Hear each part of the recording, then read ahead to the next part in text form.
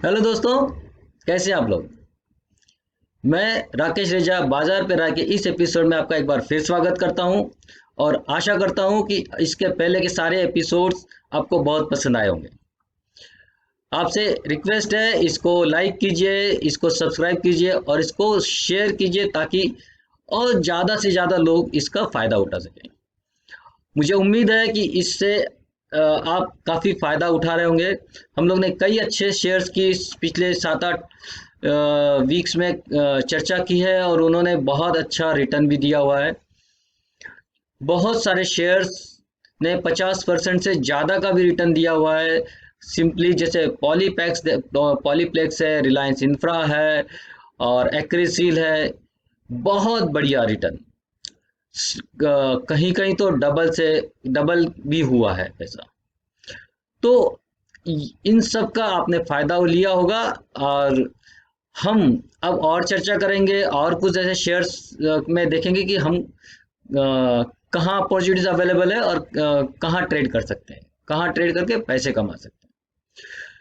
वैसे हम लोग बाजार पे राय में चर्चा करते हैं ग्लोबल मार्केट की।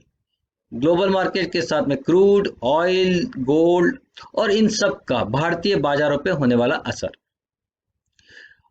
तो पिछले हफ्ते में क्या हुआ ग्लोबल मार्केट में, अगर हम लोग देखेंगे तो यूएस मार्केट जो है वो लो पर बंद हुए। वीकली बेसिस पे अगर हम लोग देखेंगे तो निगेटिव में बंद हुए। और बाकी यूरोपियन मार्केट और चाइना, जापान मार्केट भी अपने हाई पे ही बंद हुए हैं। चाइनीज मार्केट पिछले 2 हफ्ते से निगेटिव में ट्रेड कर रहे हैं। तो इन सब का क्या अर्थ हमको निकालना चाहिए। देखिए, अगर यूरोपीय अगर यूएस मार्केट में हम लोग देखेंगे तो बड़ी चिंता का विषय है वहाँ का इन्फ्लेशन। वहाँ इन्फ्लेशन अभी 5% तक हो गया है, जो पिछले 13 साल के अपने उच्चतम लेवल पर है। मतलब डेफिनेटली चिंता का विषय है। चिंता इसलिए है, अगर इन्फ्लेशन पे कंट्रोल नहीं होता है तो वहाँ के फेडरल बैंक ने जो स्टिमुलस दिए हुए हैं वो उन्हें वापस ले सकती है धीरे धीरे, और इंटरेस्ट रेट बढ़ सकते हैं। अगर इंटरेस्ट रेट बढ़ते हैं तो इसका वहाँ के स्टॉक मार्केट में नेगेटिव असर पड़ता है। लोग अपना कुछ पैसा स्टॉक मार्केट में से निकाल के बॉन्ड में इन्वेस्ट कर सकते हैं। ये एक चीज है। लेकिन दूसरी ओर अगर हम लोग ये भी देखेंगे कि इन्फ्लेशन क्यों बढ़ रहा है। इन्फ्लेशन इसलिए बढ़ रहा है क्योंकि मार्केट में डिमांड है।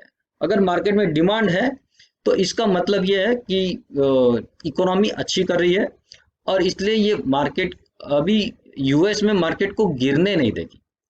तो दोनों चीज है, हम लोग दोनों चीज को समझ रहे हैं। चलिए अब लौटते हैं भारतीय मार्केट की तरफ। तो भारत में एक्चुअली दो चीज है। अनएम्प्लॉयमेंट अभी भी काफी बढ़ रहा है, इन्फ्लेशन भी बढ़ा हुआ है, कीमतें काफी बढ़ रही है, ऑयल की प्राइसेस काफी बढ़ी हुई है। और इन सब का असर जो है वो ये हो रहा है कि हम बढ़ नहीं पा रहे हैं। स्टॉक मार्केट की अगर हम लोग देखें तो काफी दिनों से एक साइडवेज रेंज में है, फंसा हुआ है। थोड़ा ऊपर निकलता है, फिर अंदर आ जाता है, फिर नीचे जाता है। तो एक बिल्कुल एक साइडवेज में है। तो हमारी इकोनॉमी हमको बेसिकली अभी एक इसमें फंसती हुई दिखाई दे रही है। मेन जो इशू है हमारी इकोनॉमी के वो है अनएम्प्लॉयमेंट, और उससे भी बड़ा एक इशू है जो है कि लोगों की खर्च करने की क्षमता, ये भी काफी कम हुई है। और जब तक ये क्षमता नहीं बढ़ेगी तब तक इकोनॉमी में उछाल नहीं आएगा। तो इसमें अच्छी एक चीज जो हो रही है, दिख रही है, वो ये है कि इस बार मानसून अच्छा हो सकता है, ऐसे प्रेडिक्शन है। और अगर मानसून अच्छा हुआ तो ग्रामीण क्षेत्र से काफी डिमांड आने की उम्मीद है। अगर ये डिमांड आती है तो हमारे मार्केट में एक नया उछाल हमको देखने को मिल सकता है।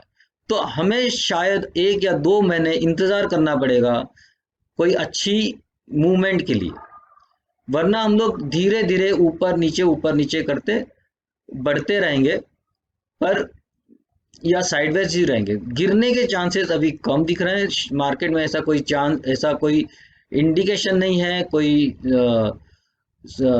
अगर हम लोग बोलेंगे कि ऐसी कोई बात नहीं हो रही है जिससे हमें लगे कि मार्केट में गिरावट आ सकती है। अचानक से कुछ बात होगी तो वो बात अलग है, फिलहाल ऐसा कोई इंडिकेशन नहीं है। तो मार्केट में जो निफ्टी या बैंक निफ्टी में ट्रेड कर रहे हैं, शायद उनको कोई बड़ी मूवमेंट ना मिले, लेकिन स्टॉक्स में जो हम लोग बात करते हैं, कैश में या स्टॉक्स में काफ़ी स्कोप है, काफ़ी स्टॉक्स हैं अभी भी अपने लेवल से नए नए ऊंचाइयां वहां हमको आती हुई दिख रही है। तो हमें क्या करना है, हमें स्टॉक स्पेसिफिक रहना है, हमें स्टॉक स्पेसिफिक में काम करना है और वहां ट्रेड करना है, बजाय इसके कि हम लोग निफ्टी और बैंक निफ्टी में ज़्यादा ध्यान दें। तो दोस्तों चलो आगे हम लोग देखते हैं कि वर्ल्ड मार्केट के कुछ इंडिकेटर्स हम लोग यहाँ देखते हैं और फिर हम लोग आगे बढ़ेंगे स्टॉक की तरफ।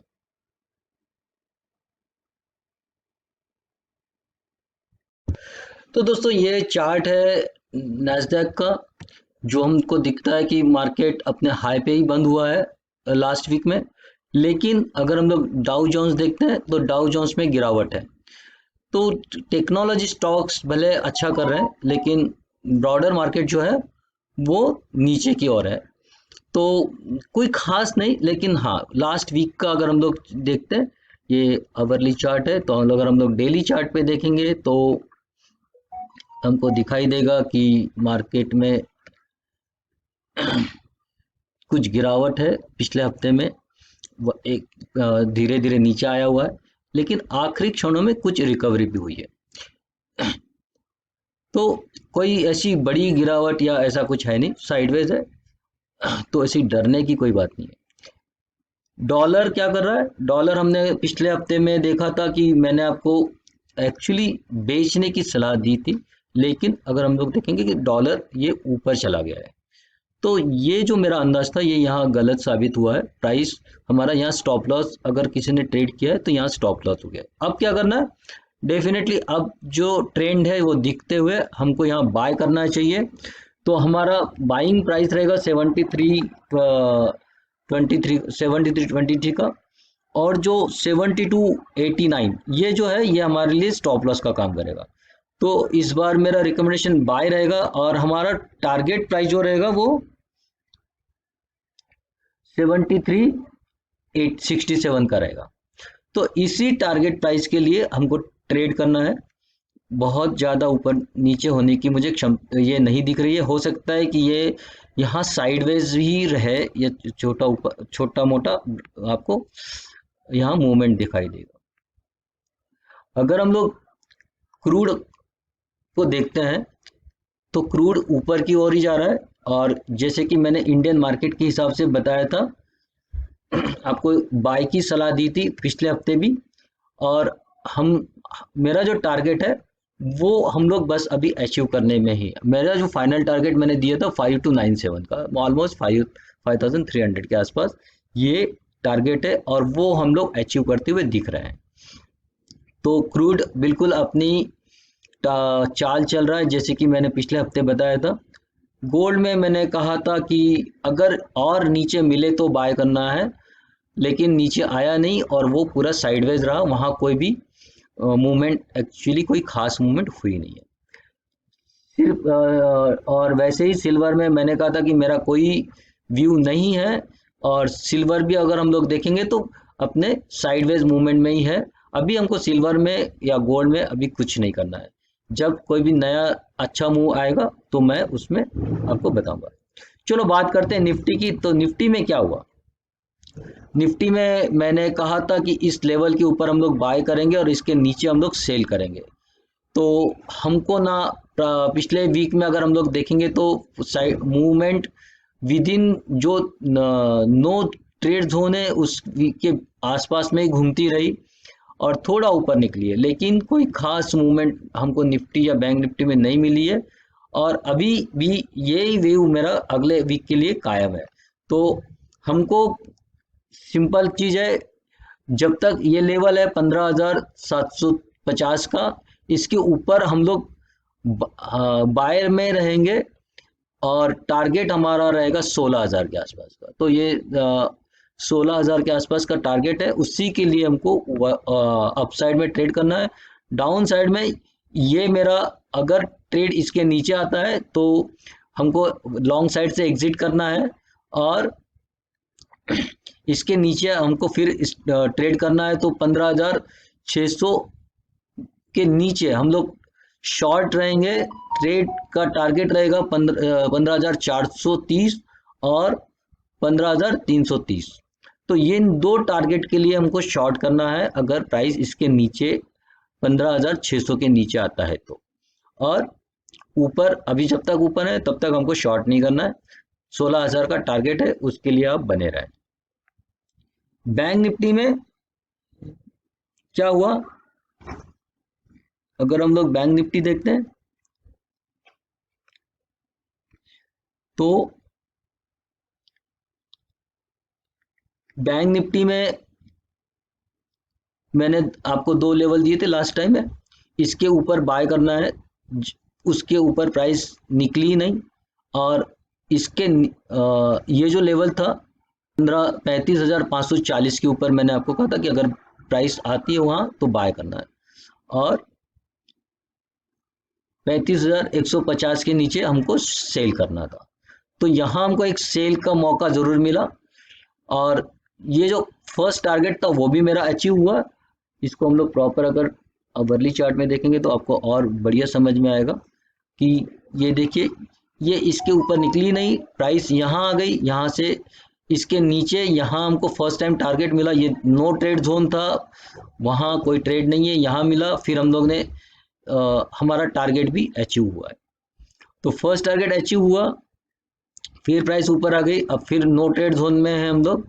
अब क्या करना है, अभी हमको शॉर्ट में ही रहना है जब तक ये प्राइस 35,500 के ऊपर नहीं निकलेगी। हम लोग नया बाय नहीं करेंगे, 35,500 के ऊपर हम लोग बाय करेंगे 36,300 के लिए, 36,390 या 36,400 तक के लिए भी हम लोग इसको ट्रेड कर सकते हैं। नीचे के लिए हम लोग अभी जहां हैं वहां से हम लोग नीचे ही ट्रेड करेंगे। तो 35,100 के नीचे हम लोग शॉर्ट करेंगे, टारगेट होगा 34,700 और 34,330। इन दो लेवल्स के लिए हम लोग शॉर्ट करेंगे, इसके ऊपर निकलता तो बाय करेंगे। यहाँ से अभी इससे ज़्यादा मूवमेंट की कोई उम्मीद फिलहाल नहीं है, तो इसलिए मैंने कोई नया ज़्यादा मूवमेंट आपको टारगेट नहीं दिया हुआ है। तो ये था global market, dollar, gold, crude और निफ्टी बैंक निफ्टी पे हमारा व्यू। तो दोस्तों अभी हम लोग ये देखेंगे कि पिछले वीक में हमने जो स्टॉक्स डिस्कस किए थे बाइंग पर्पस के लिए, उनका क्या रिजल्ट रहा। तो सबसे पहले हम लोग देखेंगे महाराष्ट्र बैंक और बैंक ऑफ महाराष्ट्र, जिसके हम लोग ने एंट्री रखी हुई थी 27 से लेके 29 के बीच में। और यहाँ हमको अगर हम लोग देखते हैं तो हमको बढ़िया जो एंट्री है, एंट्री हमें यहाँ मिली, और इसने उस अपने हाईएस्ट लेवल 32 को अचीव किया, ऑलमोस्ट 10%। और ये वापस नीचे आके अपने लेवल पे है, बाइंग लेवल से नीचे है, परंतु हमारा टारगेट इसमें काफ़ी बड़ा है, तो हमें इसमें डरने की ज़रूरत नहीं है, अभी हम लोग इसमें बने रहेंगे। सेकंड था यूबीएल। यूबीएल में अगर हम लोग देखेंगे तो हमारा फर्स्ट टारगेट प्रॉपरली अचीव हुआ है 1432 का, ऑलमोस्ट 100 पॉइंट्स हम लोग ने यहाँ अचीव किए हैं। और अभी भी ये 50% वहाँ से नीचे आया है, लेकिन इसमें अभी हमको बने रहना है। हमारा टारगेट जो है 1482 का, हम लोग उसके लिए उसमें अभी खड़े रहेंगे। वीबीएल में अगर हम लोग देखेंगे तो ये हमारा ये हमारी एंट्री थी 1058 के आसपास, और टारगेट 1128 का पहला टारगेट जो हमारा था वो अचीव हुआ है, और हमारा एक्चुअली जो दूसरा टारगेट है वो भी अचीव हुआ है, क्योंकि ये जो प्राइस नीचे आती हुई दिख रही है, ये बेसिकली ये बोनस के वजह से, अगर इस बोनस को हम लोग इस प्राइस में एडजस्ट करेंगे तो ये 1300 से भी ऊपर का उसने हाई उस दिन हमको लगाते हुए दिख रहा होगा। तो ये हमारा सेकंड टारगेट भी यहाँ अचीव हुआ है। और इस तरीके से हमने वीबीएल में, यूबीएल में अच्छा पैसा कमाया, वीबीएल में भी अच्छा पैसा कमाया। धानी धानी को अगर हम लोग देखते हैं तो धानी में हमारा टारगेट काफ़ी बड़ा है, हमको यहाँ बिल्कुल घबराने की ज़रूरत नहीं है। हमारा बाइंग प्राइस जो 187 था, गैप अप ओपन हुआ 192 पे, 191 पे हम लोग एंट्री कर सकते थे, मैंने एंट्री किया हुआ है। और वहाँ से हाईएस्ट इसने 215 लगा हुआ है। तो 15 और 10 ऑलमोस्ट करीब करीब 25 रुपये, मतलब 10% से ज़्यादा का उसने हाईएस्ट लेवल का रिटर्न दिया हुआ है। अभी भी हम लोग प्रॉफिट में हैं और अभी हमको इसमें खड़े रहना है। फिर आगे हम लोग देखते हैं ग्रासिम ने कोई खास मूवमेंट नहीं दी है, वहीं के वहीं है। और महिंद्रा एंड महिंद्रा ने भी अभी कोई खास मूवमेंट वहां से नहीं दी। महिंद्रा एंड महिंद्रा फाइनेंस ने भी वहां से कोई मूवमेंट अभी नहीं दी है, आसपास से बाइंग प्राइस के आसपास में भी हम लोग खड़े हैं। तो ये रहा हमारे पिछले हफ्ते का जो शेयर्स हम लोग ने रिकमेंड किए थे, जो शेयर्स मैंने रिकमेंड किए थे उनका हालचाल। अब हम लोग देखेंगे कि ऐसे कौन से शेयर्स हैं जिसमें हम लोग अगले वीक में ट्रेड करके पैसे कमा सकते हैं। तो मुझे उम्मीद है कि यही सेक्शन है जिसके लिए आप बहुत उतावले रहते हैं और आप जानना चाहते हैं कि नेक्स्ट वीक मैं कहाँ ट्रेड लूँ। तो नेक्स्ट वीक के लिए मेरा पहला ट्रेड होगा डीएफएम। ये डीएफएम फूड जो है, ये एक नए इसने बढ़िया ब्रेकआउट लेवल दिया है, बहुत बढ़िया वॉल्यूम के साथ में, और ये यहाँ से चलने के लिए तैयार है बिल्कुल। देखिए ये अपने ऑल टाइम हाई पे ट्रेड कर रहा है, इसलिए यहाँ से ये इसके बढ़ने के पूरे चांस है। मेरा पहला टारगेट होगा 583 का, 437 पे हमको एंट्री लेना है। 537, 583 और 750, ये दो हमारे टारगेट होंगे। तो इसके लिए हमको इसमें ट्रेड करना है। तो आप देखेंगे 437 का एंट्री, 583 का टारगेट फर्स्ट टारगेट, 750 का सेकंड टारगेट। इतने जल्दी नहीं आएगा, ये मैं हमेशा ऐसे स्टॉक्स निकालता हूँ जहां आप इमीडिएट अगर पैसा कमाना चाहते हो तब भी आप कर सके, आप रुकना चाहते हो तब भी आप रुक सकते हो। तो आपके ऊपर है, आप शॉर्ट टर्म ट्रेड लेना चाहते हो या लॉन्ग टर्म ट्रेड लेना चाहते हो, दोनों के लिए अपॉर्चुनिटी इसमें पूरी बनी हुई है। नेक्स्ट स्टॉक जो होगा मेरा,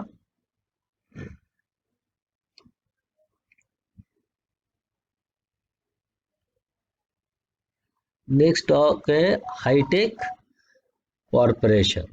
हाईटेक कॉरपोरेशन ने हम लोग देखेंगे यहाँ से एक अच्छा अप ट्रेंड बना हुआ है, और नीचे आया, फिर उसने एक रिट्रेसमेंट किया और यहाँ से फिर ऊपर चढ़ने के लिए तैयार है। एक बढ़िया मूवमेंट बनी है, वॉल्यूम है और बुलिश किकर इसमें बना हुआ है। और यहाँ से मुझे जो टारगेट इसका दिख रहा है, तो हम लोग यहाँ 185 के पास में एंट्री करेंगे।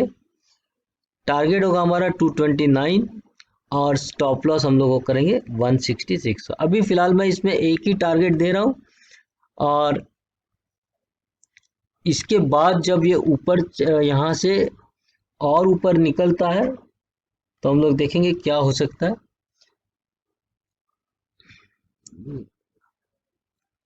यहाँ से हम लोग अगर ये देखते हैं तो ये ऑल टाइम हाई को टच करेगा, तो ऑल टाइम हाई को टच करके या जहाँ यहाँ से ये वापस से और ऊपर जाने की पूरी क्षमता रखता है।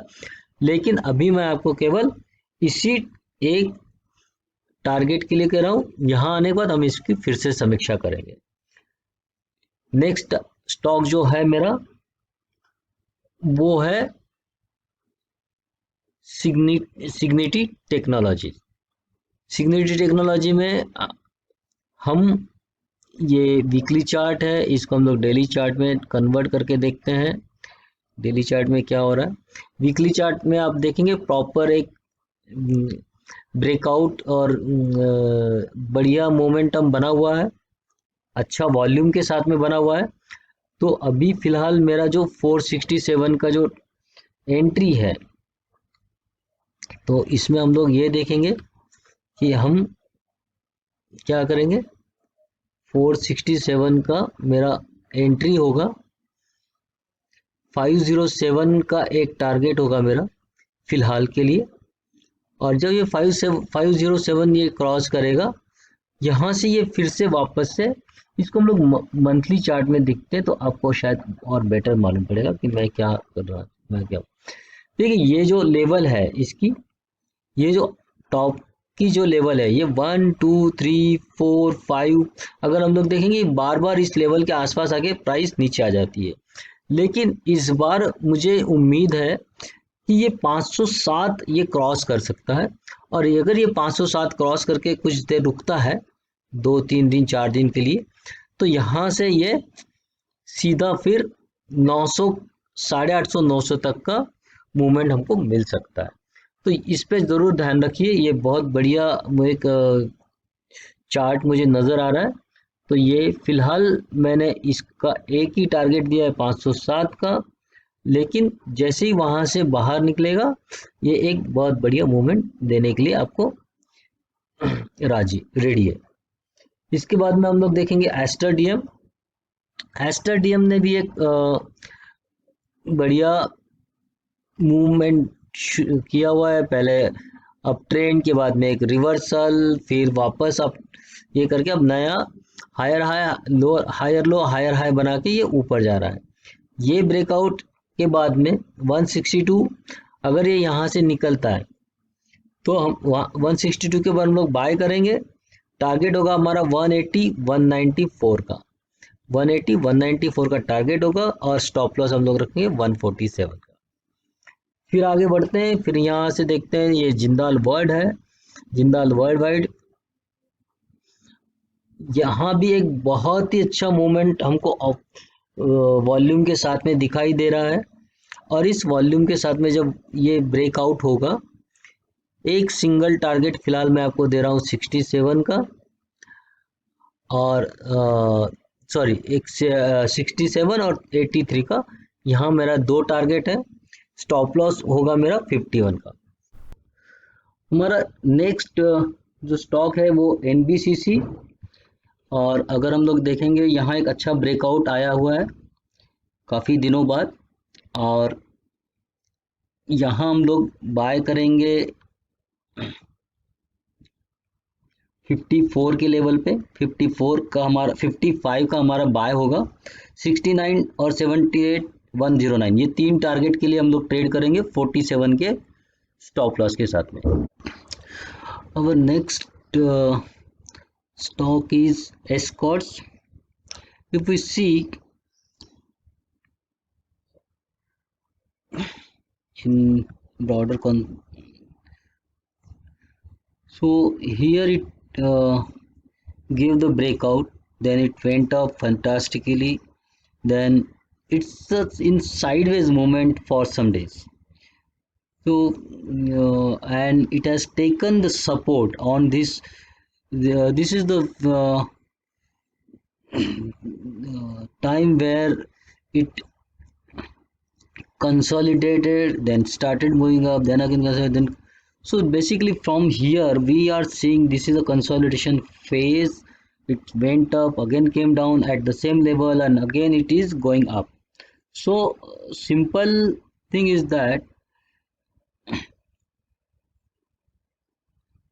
we are seeing the new uptrend from here, and this time considering the situation like monsoon where Escort is in basically major player in tractor division and they are doing well. So we again see the uh, move from this level to again reach to previous high of 1466. So let's see, this is buy at 12 1 1218 for target 1290 and 1380 1460. These are the three target that I'm looking for from here, and stop loss that we are going to follow is very small. It is just 1180. So risk reward ratio looks very fantastic here. So one, I would suggest to go long here for the ultimate target of 1460. But once it break the 1460, then the target may be around 1800 to 2000. So guys, this is another long term bet from my side. Next one is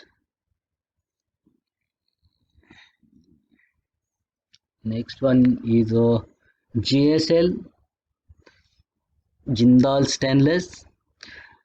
This one actually I had given at 84 in April, and from where I had given the target of 125, which is still intact.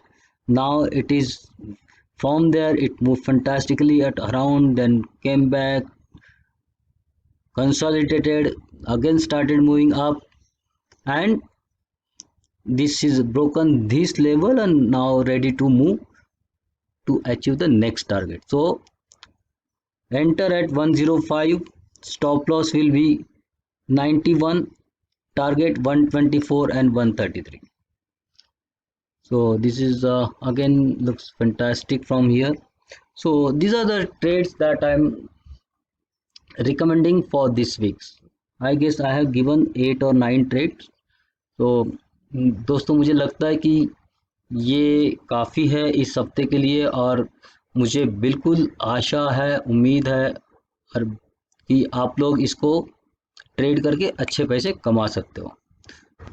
तो दोस्तों ये रहा इस week का outlook, जहां हम लोग ने चर्चा की ग्लोबल मार्केट की, डॉलर, क्रूड और गोल्ड, वर्ल्ड मार्केट और इंडियन मार्केट की, और इन सब का असर हमारे निफ्टी, बैंक निफ्टी में क्या होगा वो भी हमने देखा।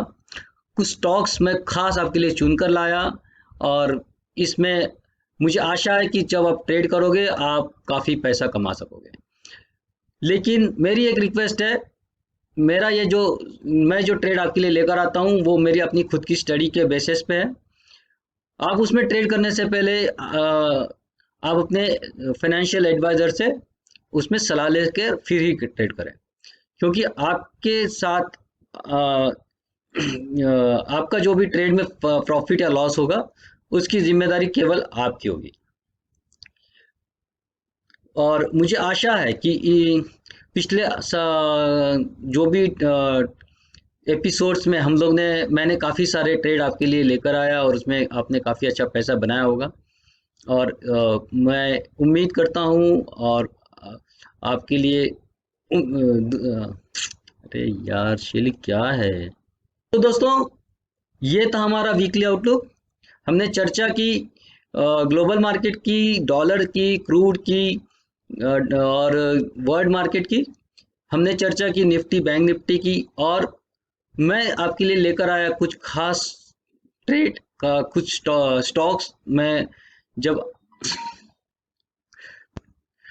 हेलो दोस्तों, ये था हमारा वीकली आउटलुक, और इसमें हमने चर्चा की ग्लोबल मार्केट की, क्रूड, ऑयल, गोल्ड, डॉलर, इन सब की चर्चा की, और मैंने उन सब के लेवल्स भी आपको बताए।